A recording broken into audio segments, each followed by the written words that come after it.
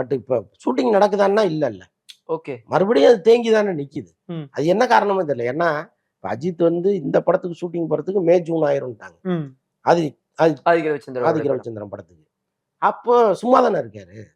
இந்த படத்த ஸ்டார்ட் பண்ணி போகலாம்னா, அவங்க தயாரிப்பு நிறுவனம் அதுக்கு தயாரா இருக்கா? மகிழ் திருமேனி ரெடியா இருக்காரா? தெரியல. ஏன்னா அஜித்த கூப்பிட்டா வந்துருவாரு. அவரால வந்து பிரச்சனையே கிடையாது.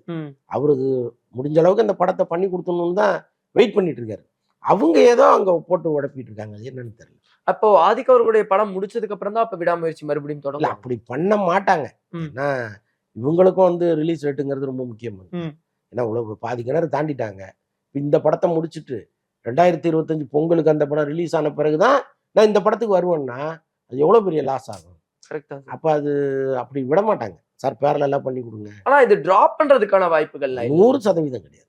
அந்த இதுக்கான வாய்ப்பு கிடையாது.